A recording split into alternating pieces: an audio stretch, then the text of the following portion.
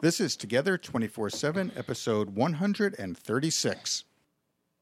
Have you been looking for a different way to increase business, a better way to get your message out there to the masses, a great way to tell the whole world, hey, I am the absolute best at what I do?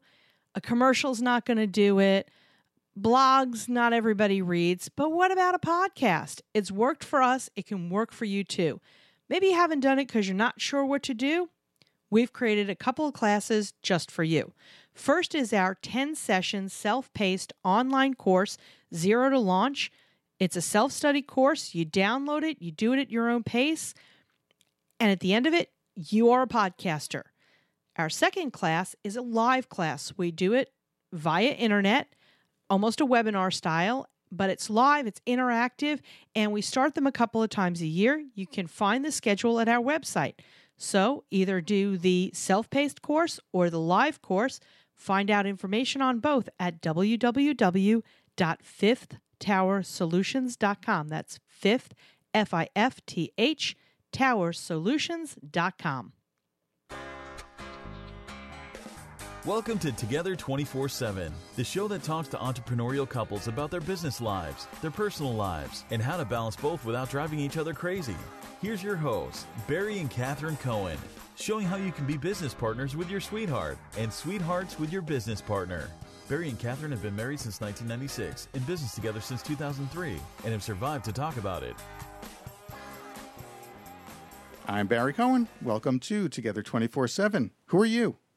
You threw me off with the intro. I'm Catherine Cohen. I did that on purpose.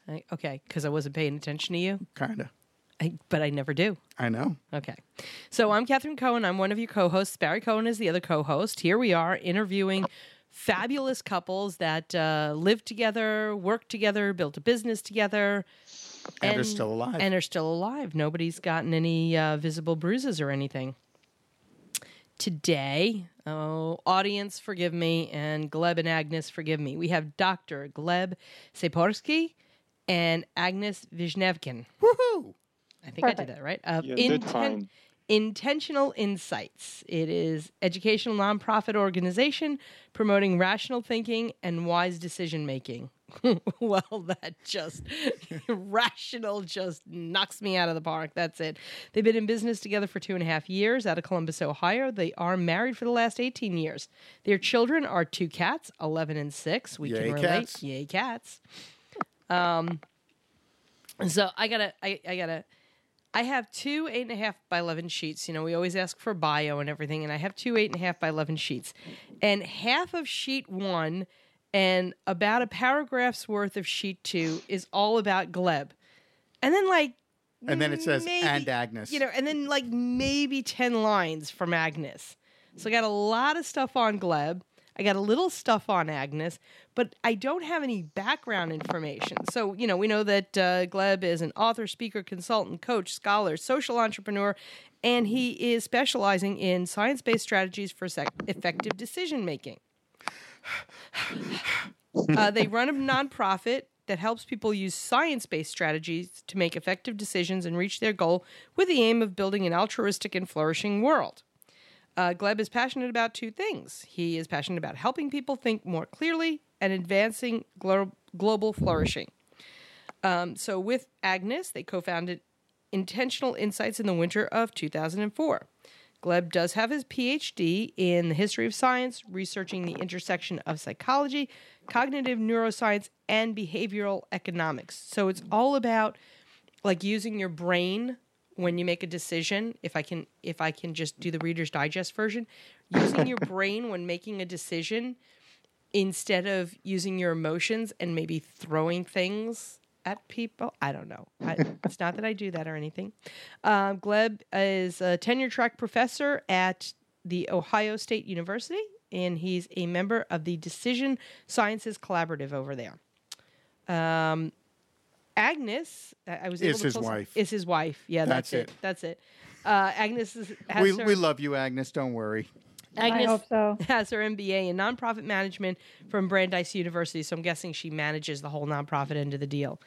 So she's got more than 10 years experience in the nonprofit sector, which is not an easy sector to be in because you got everything you got to do in a corporation plus all the nonprofit stuff. She's done operations, fundraising, grant making, strategic planning, social enterprise. She also serves as the vice president of the Humanist Community of Central Ohio. She was that from 2013 to 2014. And that is Agnes and Gleb. Guys, where are you originally from? Both of us are from the former Soviet Union, and we ended up in the United States as kids when I was 12 and Gleb was 10.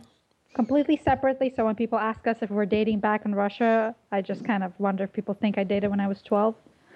And so our families immigrated to the United States right in around 1991 to get away from the situation there and the various problems. So, but we've been here for 25 years, each of us separately, and then we met back in 1998. Oh, wow. So I lived in Brooklyn, New York. In Brooklyn, yay, Brooklyn. That's where you're from, Barry. Well, Brooklyn. You were born in Brooklyn. I was But born we say it's New York. Yeah. Not New York. And then you were raised on Staten Island. That's right. Okay. Oh, well. I'm from Queens. Sometimes hung out in Brooklyn. All right, so a statement and a question. Statement is, we now live in Arizona, and dating at 10 and 12 years old and being married or having children by 14 is not uncommon here in the state of Arizona. Yay, AZ. And just, FYI. And so what part of the former Soviet Union are you actually from? I'm from the Republic of Moldova, which was a part of the Soviet Union and is right now an independent country. And Agnes is from Moscow, so the heart of the Soviet Union itself. And we were just in St. Petersburg a couple of months ago. It was very lovely. Fun. It was very lovely. Extremely cold for the summertime, but very lovely. So it's a beautiful place. It is. It's fascinating. It's absolutely fascinating. It's someplace that, as kids in our age group anyway, you never imagined that you could go there. To any part of the Soviet Union. You never imagined that you'd be allowed there because, of what was going on when we were growing up in our history. And we're a little bit older than you guys. We're a little bit older than you guys. So that's pretty cool. So tell us a little bit how and why you started in this business together and a little bit about what it's all about, what exactly you guys are doing and hope to achieve. So we started this business officially in the winter of 2014. But for a couple of years before that, Gleb was doing quite a lot of research in the science of rational thinking and cognitive neuroscience, behavioral economics, kind of all the science behind why we make the decisions that we do, why sometimes we make irrational decisions. And we would have kind of long conversations for hours on many evenings, and they would always end up with the same thing, me saying, oh my gosh, that's like the best stuff ever, and then, why didn't I learn this in high school? And after having these discussions for days and weeks and months and kind of lamenting the fact that no one learns this stuff in school and many people never learn this information, and at the same time how helpful it is for improving our lives, we kind of started exploring and seeing if anyone out there is trying to bring this research kind of and break it down for like the regular people. Because again, I was getting most of it from Gleb. I was doing a little reading on the side, but not that much. Because honestly, no matter how many letters I have after my name, probably not the way that I choose to spend my time reading a lot of dense books. And I'm happy to be upfront about that. So as we were figuring out that this information is so helpful and so wonderful, and it was really improving our relationship with each other, our relationships with other people, our decisions in our everyday life. And we started exploring whether other organizations are doing this and whether they're specifically trying to make this information accessible to, the everyday people. And as we learned that it wasn't, that's when we launched Intentional Insights in the winter and spring of 2014. And so what we do is we create content that's based on all this advanced research and all these strategies that are not easily out there for people to find. So we create articles, videos, we publish in a variety of online venues like Time, Salon, Huffington Post, Psychology Today, And most of this writing is done by Gleb. We also have some other volunteers helping us out and doing a great job. So that's kind of what we do. We educate folks about the stuff that is vastly improving our lives, and we hope they can improve their lives and their communities, and hopefully our society as a whole. That is some interesting stuff. And are you guys working perhaps on a like a program to help teach people this? Because I personally don't read. Let's see, Truth Out, Life Hack. Wait, there were some really, really good ones. Huffington Post, yeah, I read that. Psychology Today, no. Skeptic Examiner. I am not a big reader of Skeptic Examiner. So are you guys... Inquirer. That's sort of the Inquirer, No. yeah. No, I see. There's Skeptic Inquirer and Skeptic Examiner. No, see, yeah, Skeptic Examiner. Yeah, there's I'm right. two of them. I'm right. I know, there's I'm two right. Okay, there's two of them. I see Make that. an informed decision. Make an informed decision. So are you guys working on any sort of programs or teaching things for, for the rest of us with no letters after our name?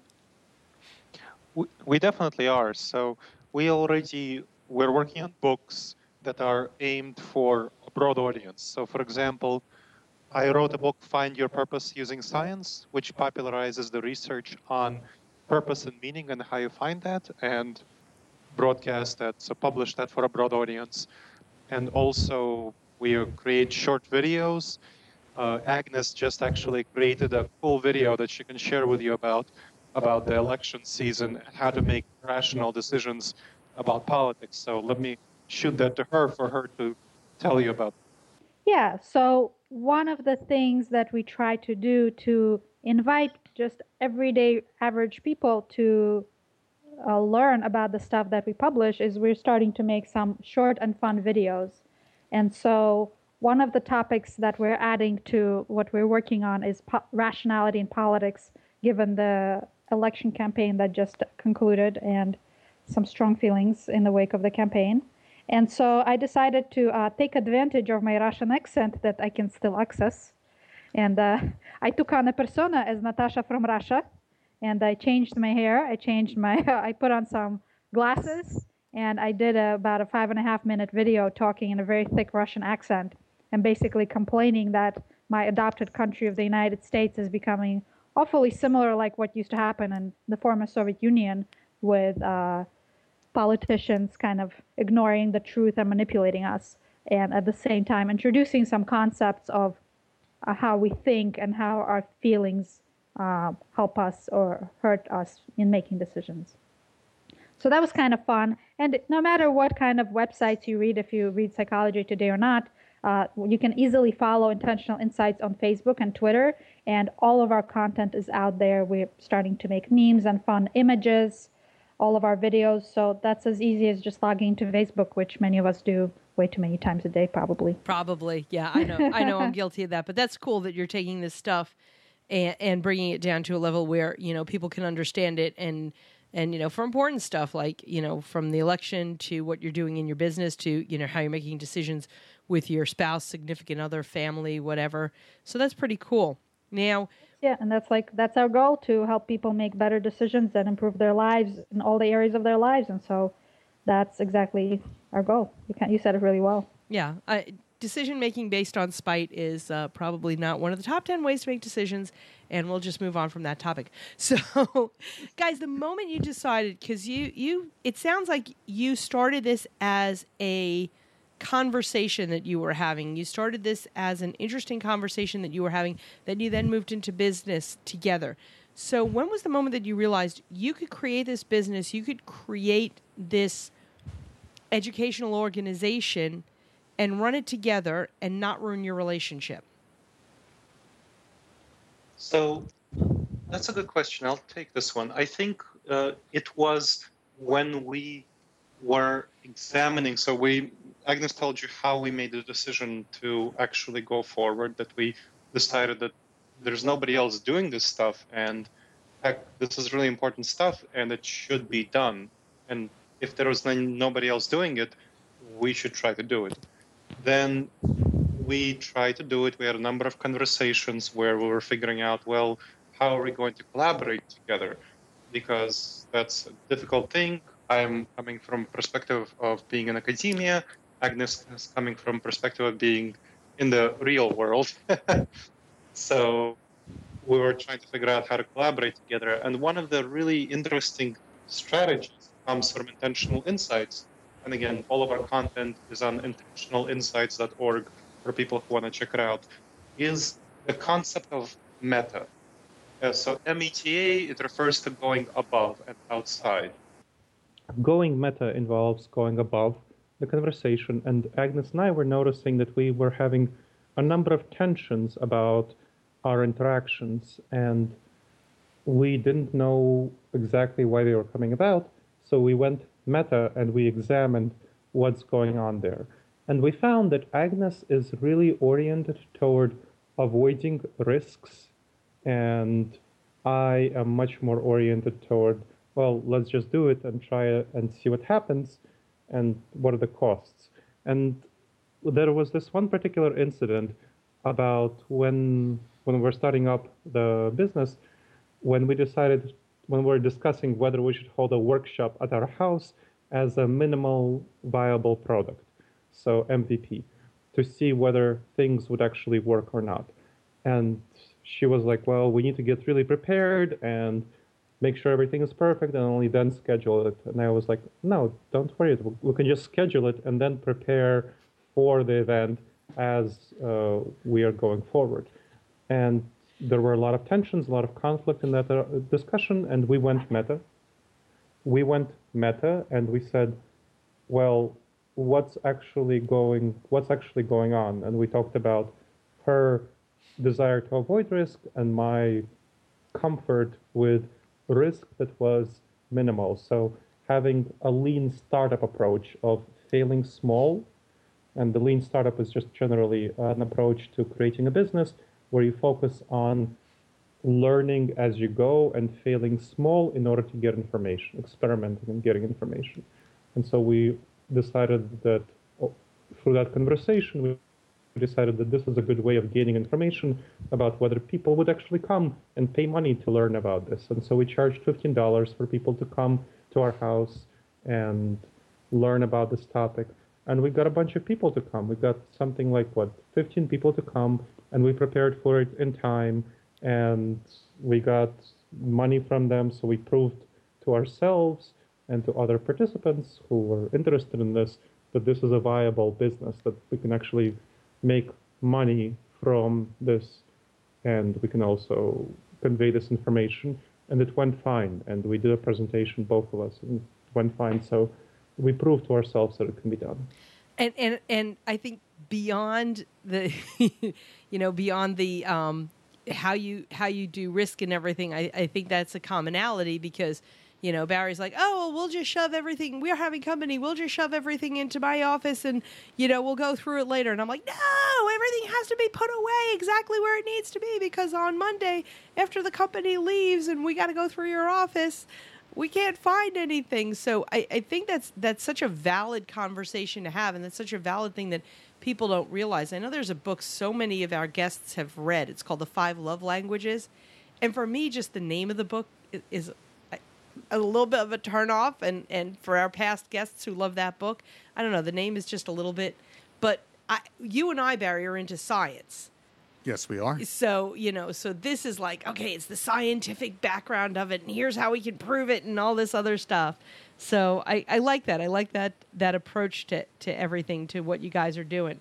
So now, who does what with this company? Agnes, you said a little bit earlier that Gleb does a lot of the writing, and you're the nonprofit person. But, tell us a little bit about, day-to-day, what you guys are doing. Do you participate together in research?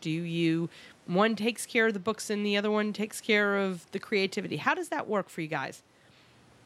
Sure. So I have worked in the nonprofit sphere for over 10 years in a variety of different organizations. None of them were as small as what we're doing right now. And so that's it's needed to be adjusted. So I kind of come from a nonprofit perspective and say, okay, this is how things should be set up. This is a good way to manage things. And that is where I can support Gleb, because that's not something that he has experienced in the past. Having a career as an academic and as a professor, he was kind of, I think you refer to yourself as an entrepreneur, like an academic entrepreneur, where you do your own research and you publish your own papers and books, you teach, you travel to conferences. And so how do you get multiple people to work together? That's kind of, I was bringing that structure. And at the same time, Gleb definitely has the expertise. So he's the public face of the organization, and he is the creator of most of the content, and he takes the lead on setting strategy. And then we kind of, a big role that we take is kind of an informal role when we figured out that I have this deep aversion to risk, and I've been working to reduce it. And he has this, unusual comfort with risk. And so Gleb is willing to try, where I might try 10 things and nearly have a heart attack if I think one of them might fail. Gleb would try 100 things and 10 of them would fail. And I would be like mortified. But in the end, 90 things succeeded. And I try to not be upset with the 10 things that failed, even though I would never even try 10 times. So I try to be like the devil's advocate and look at all the things that go wrong, which I can do basically in my sleep. And then Gleb also looks at all the things that go right, and he is trying to also be more cognizant of risk. And so we have these kind of, we found that we make a good match as far as some of our leadership and management qualities. And so that's kind of the different things that we do. That's kind of how it breaks up. How it shakes out. And one quick question for you, because I know I have to do this with Barry. He's a tech guy.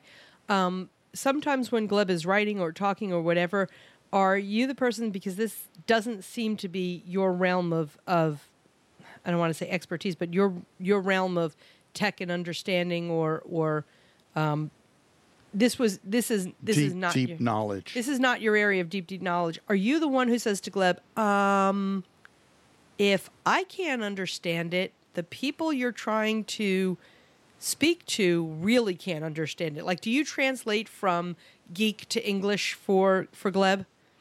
That's actually an excellent question. It's not so much translating from geek to English. I don't think it's quite so harsh, but we definitely did have to take a lot of time to work through this, because Gleb is an excellent writer, and he's written books, he's written multiple articles and chapters, and he can write all day long. I personally don't like writing myself, and I stare at a blank screen all day long until I get some emergency assistance. But Gleb's writing is very dense, and he uses a lot of jargon, and I understand most of it because we've been talking about this stuff for many years. But since the very underlying purpose for us even starting this organization is to help everybody else understand it, it really has to be taken back multiple notches. And so poor Gleb worked really, really hard, and he was deeply pained, and he did a great job to where now, I had to very heavily edit multiple things, and he was very upset that I was taking out his perfect sentences. And I said, no, that needs to be 3 sentences, not 1 sentence. And half of these words need to go away, because that's not how people speak. And so we had to break down an article into 4 articles, break down a sentence into 3 sentences. And so now Gleb's writing gets very easily and quickly accepted into all sorts of places like Time and Salon, precisely, and we take that as a sign that he adjusted his writing style, which for him was extra difficult coming from academics writing for each other, right, towards writing for the everyday person that might not have even finished high school, and we want them to take away all this awesome knowledge that we think is the best knowledge ever. So I feel your pain, Agnes. I know what you're doing. I know what you absolutely do. It's all for the mission. It's all for the business, right? It's why we do what we do. So it was an important change. And Gleb was going to say something. Yeah. So I wanted to hit on another aspect of the division of labor, and that is the question of money. So money is, of course, very important in actually getting a business going, nonprofit or for-profit, whatever. So one of the things I do in order to get the money for the organization is doing consulting for companies, and for the last couple of years. And that's something that I've had to learn about also through the process that Agnes was describing of, not getting jargon, not talking to people in a way that would be helpful for them. So that was complex as well. But right now we have, or I do this only, so I have a lot of clients. I go to businesses and nonprofits and help them work through various kinks that are going on that are based on poor or suboptimal, let's say, decision-making processes and emotional engagement. I can tell you about a client I have right now. It's a company that has a lot of engineers who are really passionate about engineering stuff in welding and so on, but they don't know how to do marketing well, and they're not really passionate about marketing.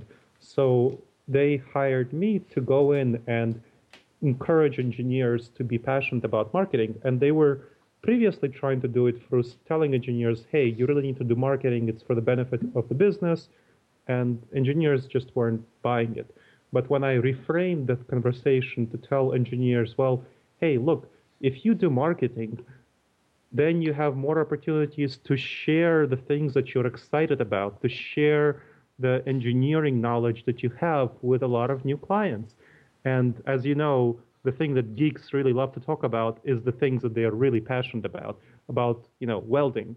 So if I can talk to engineers and say, hey, if you do this marketing, you'll have a lot more opportunities to talk about welding and solve problems, which is what these geeky engineers love to do.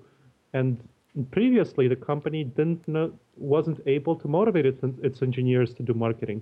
And now they're much more capable of doing so. So the company is really moving forward and progressing. And that's why they pay me the money to do it. And this is one way that the nonprofit organization that we have actually makes its money.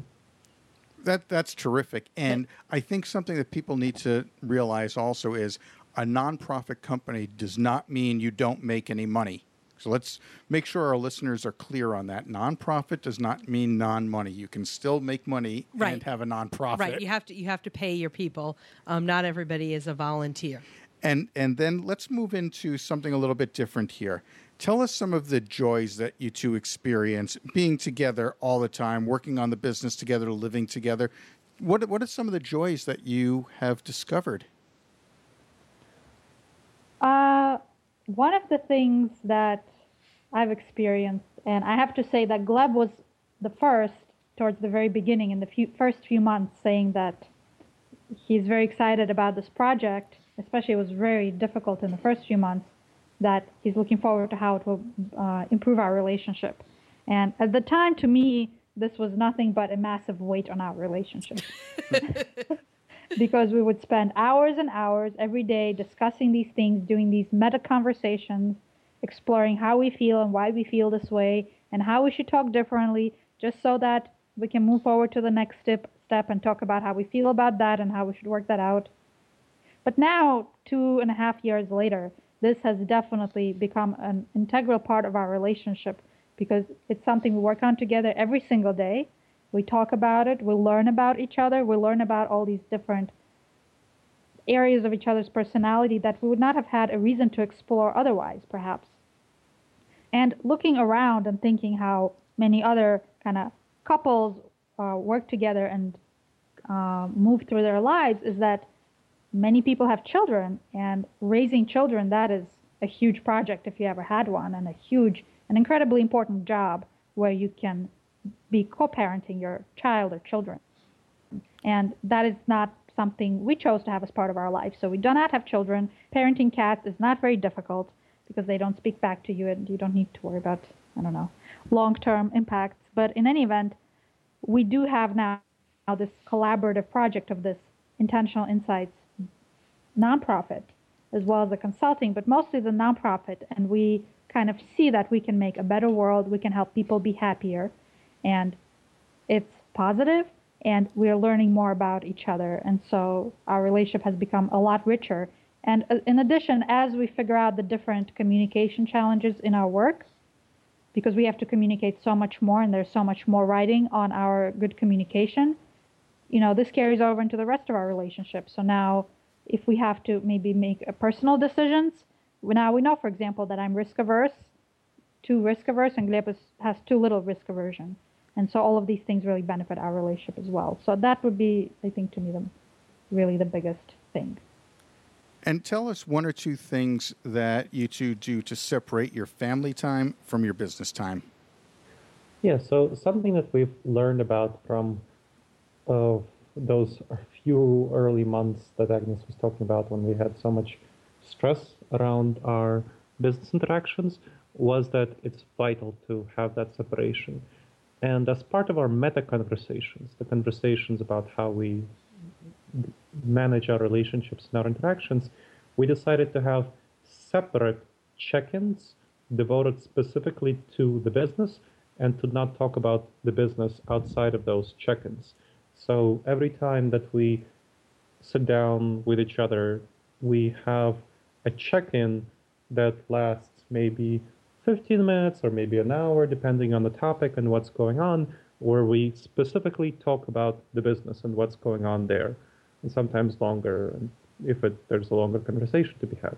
But then we don't talk about the business outside of those times. We don't do like a casual, oh, hey, how's this thing going in the business? We're like, okay, like, unless it's an emergency, email me, and we can have conversations that way, but we don't talk about it casually and lightly outside of that check-in. And I remember, just wanted to say something as well. Yeah, so in addition to that, also what we do is we take 1 day per week where we don't work and we actually do not use our devices at all. And so that's a way for both of us to disconnect from our work and also to get enough rest for our physical health and for our mental health and our well-being. So 1 day a week, in the evening, we actually remove all the clocks from our walls. We turn off our phones and we turn off the internet, and we go a whole 24 hours without using computers. And so that helps us reconnect. We avoid talking about work and we kind of rest up. And so that helps us have at least 1 day a week so that the rest of the 6 days we're working and the 1 day we rest. And that separates and reminds us that we kind of have a relationship, that we find other things to talk about, hard as that may be. that is quite the challenge. I don't. We take some time off and we go in the yard and we play with our chickens and the garden and everything. But I don't know that I could totally disconnect, because then if you totally disconnect from the internet, how am I going to take pictures of the chickens and put it out on Facebook? That could be a problem That could for be you. a problem. So for your sake, we will not disconnect, okay? Okay. There you Not go. completely. And by the way, boys and girls in our listening audience, just remember, check with your CPA, because sometimes when you talk about your business at dinner for 5 or 10 minutes, it can maybe be a write-off. But don't take my advice. Check with your CPA first. Nice disclaimer. Nice disclaimer.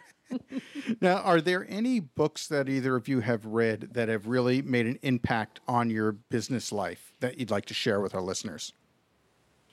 I think the best book that we've read on the business life overall would be the Lean Startup book.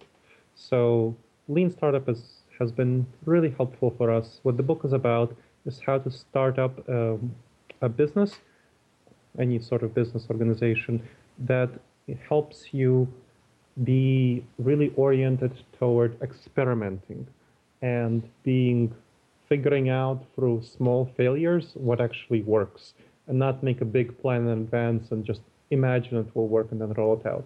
So what you do is you do small rollouts of new products that are going to give you information about what the marketplace actually wants and what the marketplace actually doesn't. So that's been very helpful, especially with Agnes's risk aversion. And I was saying, well, hey, what you can do is you can do the Lean Startup and fail small many times rather than take a huge risk and then think it's going to go perfectly, and then it just like really messes up, and that's really bad. Yes, I had to convince myself that, as afraid I am of failing small, I am completely horrified at failing big. The other thing in Lean Startup is that you try small things. You don't just ask people, hey, would you attend this workshop? You actually have a workshop and see if people attend. Because people will tell you, oh, I'd totally go to your workshop. But then they won't. So they have to cough up the money. Yeah. And so if they do, then you run an experiment, then you can assess the experiment. And if they don't, well, then you messed up. And you didn't mess up, actually. Every time you get information, and it's an experiment. And so you kind of do in little things, and and that's how you learn. So it's very iterative, and it's in many steps.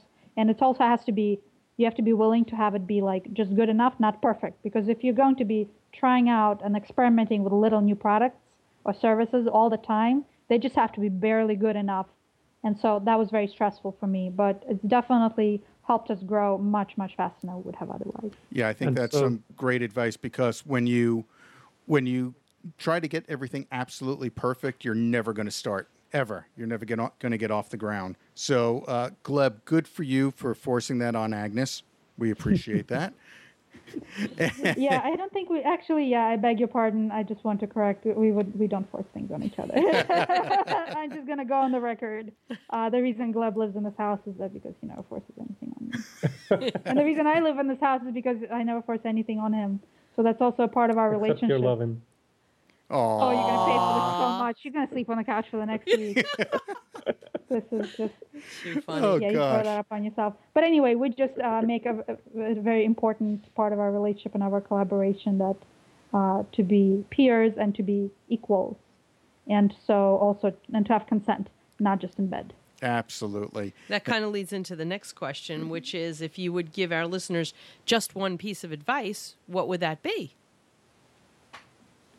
I think it would definitely be along the lines of what Gleb was saying earlier, to be the meta conversation, the conversation about the conversation. So to be explicitly and specifically have times to talk about it. So for example, we had a business discussion, we planned a workshop, and then after that, maybe take a break, have some tea, and then say, okay, how did that conversation go? And then have a space to share my feelings. I said, well, my feelings were that I was very anxious. I had a lot of anxiety because you were encouraging us to have this thing and it was not going to be perfect or anything even close. And so I felt upset. And then Gleb would be, well, I was very anxious because you were so resistant. And so we can have a safe space to talk about these topics. Then we'd say, okay, why did that happen? Say, well, I don't know, maybe I'm risk averse and maybe you're on the direct opposite. So how can we talk about this in the future? Yes, Gleb, please be nice to me and be kind and gentle and just help me move along because I have a personal goal of becoming less risk averse and kind of vice versa. And having those check-ins and having a specific time and place where we can safely talk about our feelings and how we can be more effective in the future and have that open, specific time just for that. And that I think is something, it's like doesn't come naturally. And it's really difficult to do as well. And I think a lot of times that's what kind of professional therapists and couples counselors do. And so if folks have trouble managing that, I would definitely encourage folks to seek outside help to become stronger. I think in our society, a lot of times it's like, I'm only going to go to a mental health professional if I'm ill. I think we should be more of the mind that I'm going to go there to go stronger. I don't go to the gym because I got sick. I go to the gym so I can be stronger. And so we can have support in our emotional and mental well-being to become stronger. And sometimes just an outside person is needed, and that's all, and that's fine. That speaks volumes for the person who's willing to get that support. And that's great advice for our listeners. You should all take heed of that. Meta conversations is something that I have actually never heard of before, but it's going to be pretty interesting to see where it all goes when I start really digging into your website. That should be fun. Now let's move away from business and go into a little fun stuff. The food round. So tell us, guys, what is your favorite meal to cook together, or what is your favorite meal at your favorite restaurant? Let's see.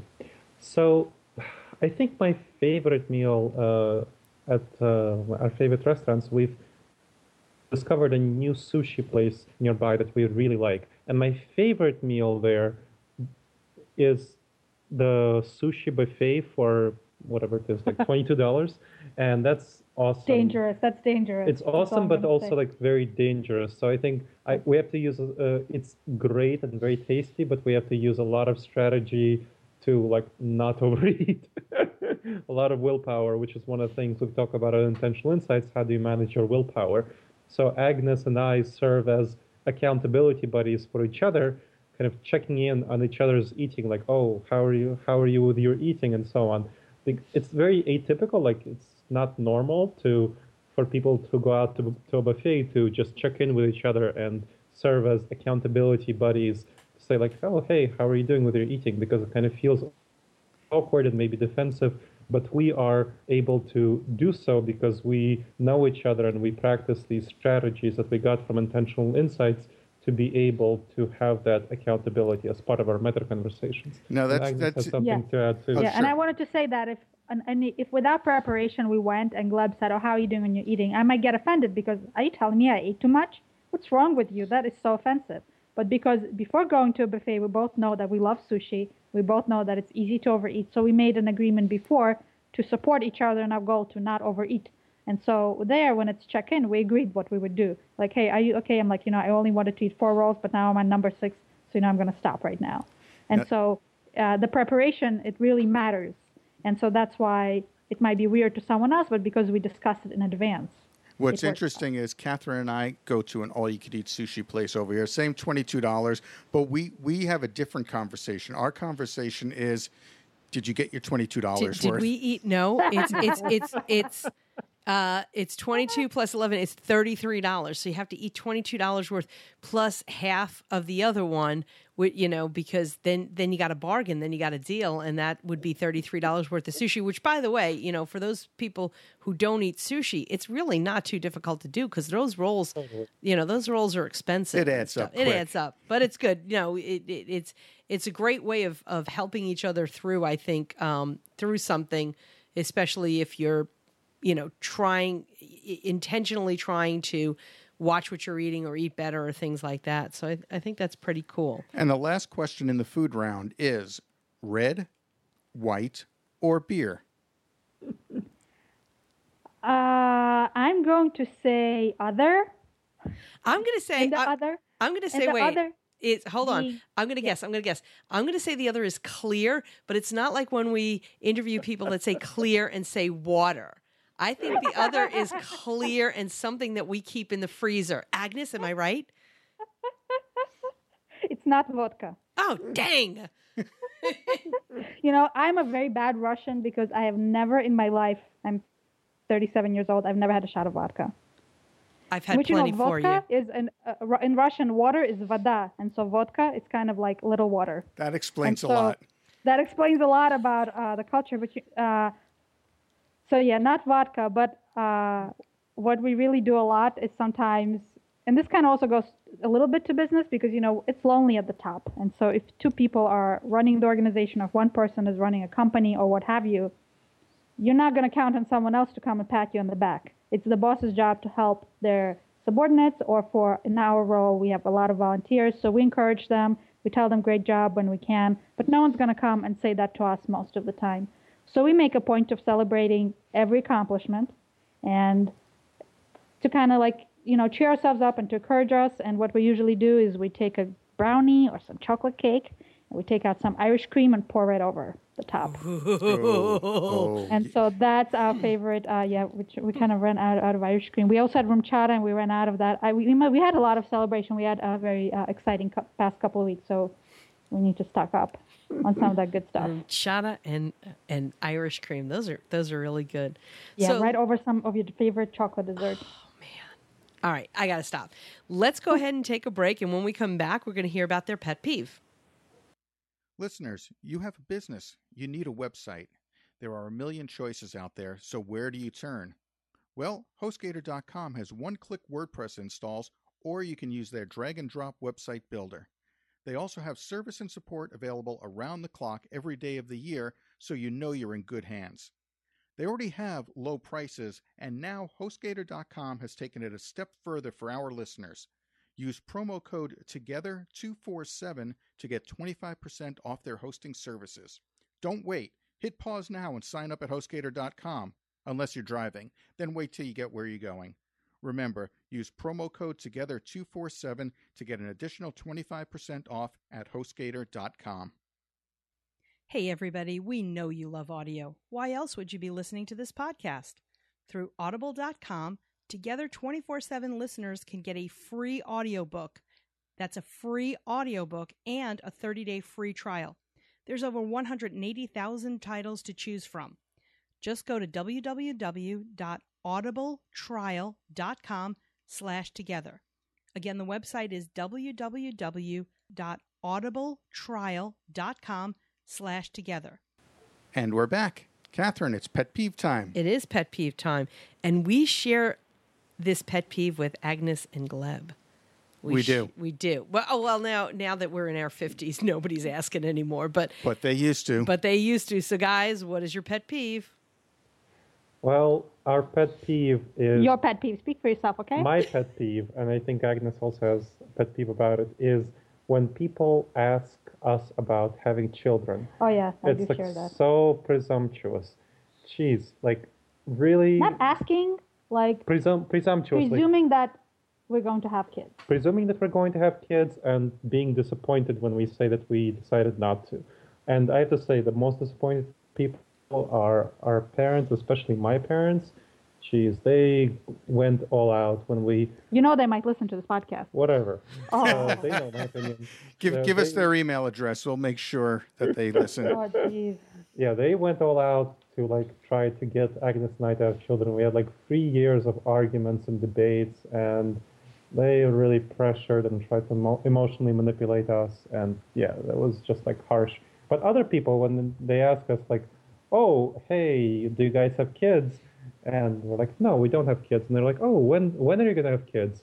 And I'm like, "We are not going to. We decided not to have kids." And they're like, "Oh, you'll change your mind someday. You're just young. You're just, whatever." And that sort of attitude is so, I don't know, so ancient, so traditional. We are decided to, instead of having kids, to focus our efforts on improving the world as a whole, because if we had kids, we really wouldn't have time for this business that we want to run and all this other stuff.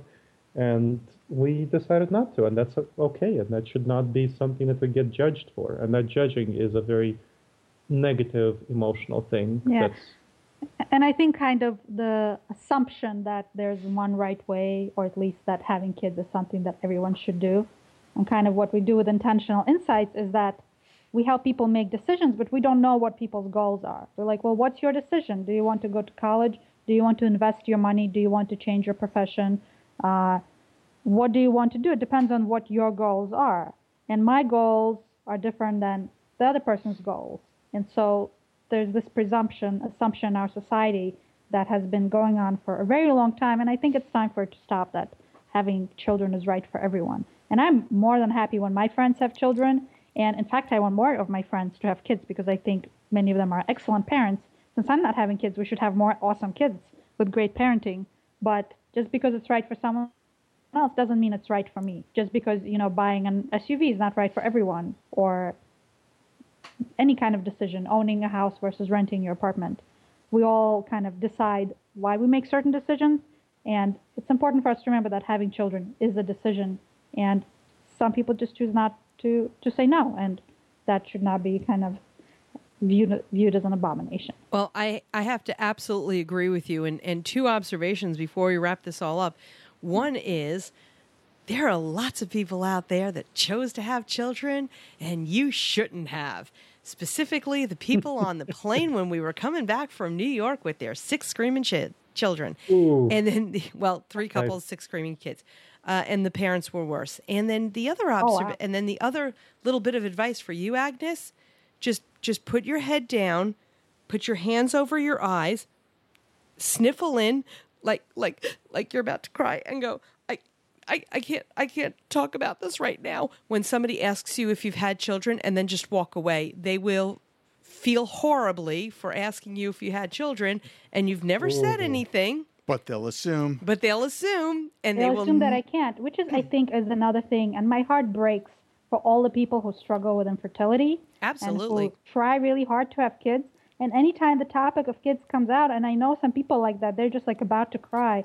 And my heart breaks for them. How unfair for them to be asked. Exactly. Have you had kids? Well, who are you to say that I haven't been trying and spent, for the past 10 years to have kids or to adopt? It's so insensitive. And then my one backup option is to say, like, why don't you have kids? I still haven't had the guts to try it, but someday I will. Is I will say, I don't have kids because I know how to use a condom. Ouch. I love that. Guys. And so, intentionalinsights.org, if you want to learn more about making intentional decisions and understanding where you're coming from, where your partner is coming from, whether that's, your sweetheart, your business partner, or both. Intentionalinsights.org. Plus, we've got a whole lot of Facebook.com/intentional insights, on Twitter, on Instagram. We'll put those all up on the show notes for everybody. Guys, Gleb, Agnes, Dr. Gleb, Agnes, thank you guys so much for being on this show. And thank you for enlightening us about making decisions. Well, thank you so much for having us. We really love being on the show and chatting to you guys. Thanks so much. Bye-bye. And we'll catch everyone next Bye. time. Bye-bye. We want to thank you again for listening. Be sure to go to iTunes to subscribe to our podcast, rate it, and review it. And if you have any suggestions, just email us directly together@together247.net. Check us out on our website at together247.net/resources for some great ideas, resources, and offers for your business. And don't forget to click on our sponsors' links as well. Do you own a business with your sweetheart? We'd love to hear from you. Email us at guests@together247.net. And don't forget, we have a new episode every Monday and every Thursday. So go ahead and subscribe and keep on listening.